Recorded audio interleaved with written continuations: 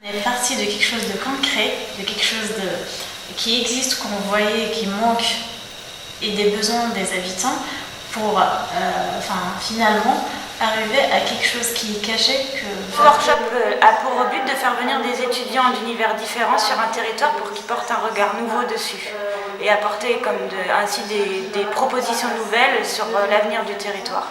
Donc, dans le cadre de ce workshop-ci, il y a 3 sites différents qui représentent 3 entités différentes du territoire, Bressuire, la Petite Boissière et la Psy. Et sur chaque site, il y a 5 étudiants qui travaillent sur l'avenir des centres-bourgs et sur les questions que ça peut soulever en termes d'urbanisme, d'aménagement, etc. Le workshop est participatif, c'est-à-dire que déjà les habitants sont invités à participer, à donner leur expertise aux étudiants pour nourrir leurs propos. Les habitants, mais aussi les acteurs importants du territoire, les élus eux-mêmes, etc. Donc c'est un premier moyen de s'approprier ça.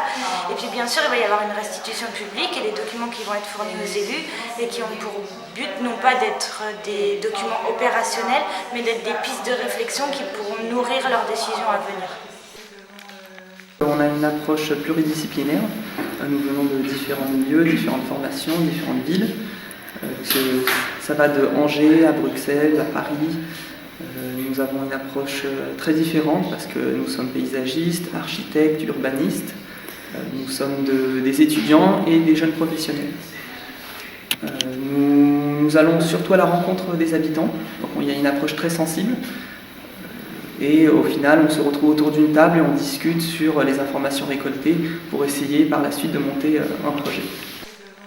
Mon projet de fin d'études, c'était autour d'espaces publics paysagers et l'attractivité des villes moyennes, donc où j'ai fait l'exemple de Reims.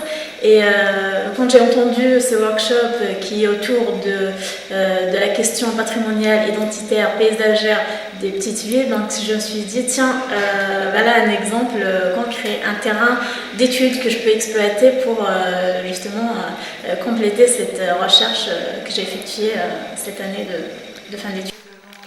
On a commencé par des journées de séminaires, donc beaucoup d'informations théoriques sur l'histoire de la ville, un petit peu, tous ces aspects de matière théorique. Et donc on étudie un petit peu la matière, on la digère petit à petit en confrontant ces choses-là avec des micro-trottoirs, de la participation avec les habitants. Et puis après, on va s'attaquer à la phase justement mise en forme de tout ça et réalisation de documents qui peuvent illustrer tous ces propos. C'est passionnant parce qu'en fait on se complète très très bien. On voit des choses les uns les autres et ça rebondit et c'est très riche. C'est une petite ville qui a des petits trésors cachés et qu'il faut prendre le temps de la découvrir et de parler aussi avec les Bressuirais pour qu'ils nous révèlent des choses aussi à force de parler.